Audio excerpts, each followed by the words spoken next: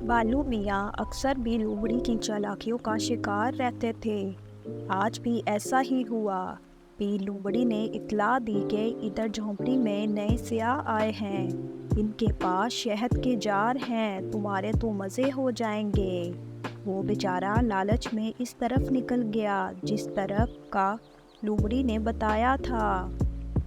लेकिन कुछ दूर जाकर उसे अंदाज़ा हुआ वो फिर उसकी चाल में आ गया है, क्योंकि दूर दूर तक किसी झोंपड़ी का नामो निशान तक ना था। इसके पाँव भी जख्मी हुए क्योंकि रास्ते में कांटे थे। आज इसको लोमड़ी पर बहुत गुस्सा आया और इसने इरादा किया अब वो इससे ज़रूर बदला लेगा।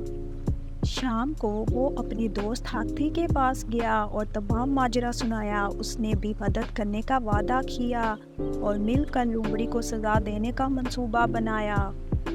जंगल में हर रोज़ किसी न किसी जानवर को बादशाह शेर के हुक्म के मुताबिक ड्यूटी देना होती थी। वो अपने मुकर्रर दिन पहरा देता और अमनो अमान कायम रखता। वो दिन आ गया जिस दिन भी लोमड़ी की ड्यूटी थी। मंसूबे के मुताबिक भालू उसके पास गया और कहने लगा, बी लोमड़ी, वज़ीर उल्लू ने आपको जल्दी बुलाया है, आप हमारे साथ चलें। हाथी ने भी यही अल्फाज दोहराए और बताया कि बादशाह सलामत भी वहीं हैं। बी लोमड़ी ने कहा, मेरी तो आज ड्यूटी है, मैं कैसे अपनी जगह छोड़कर जाऊं?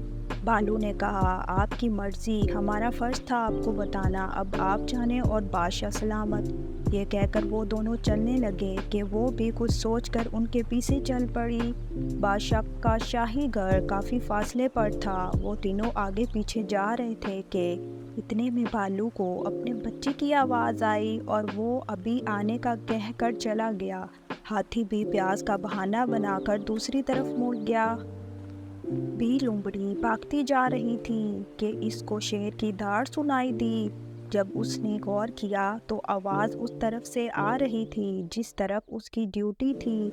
इसको सारी बात समझ में आ गई कि वो बेवकूफ़ बन चुकी है, अब इसको सज़ा मिलनी थी। उससे पहले कि कोई इसे बुलाने आता वो खुद ही बादशाह के पास पेश हो गई। अब इसकी कोई चालाकी काम नहीं आई और ना इसकी किसी बात का किसी ने यकीन किया। बादशाह शेर ने इसकी लापरवाही पर इसको सख्त अल्फाज में डांटा और सज़ा तजवीज़ की कि अब इसको पूरा 1 माह ड्यूटी देना होगी।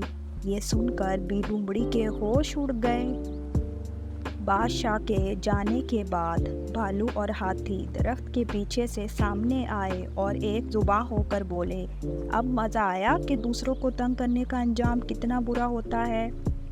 तो प्यारे दोस्तों, हमें इस कहानी से ये सबक मिलता है कि हमें बिला वजह किसी को परेशान या तंग नहीं करना चाहिए।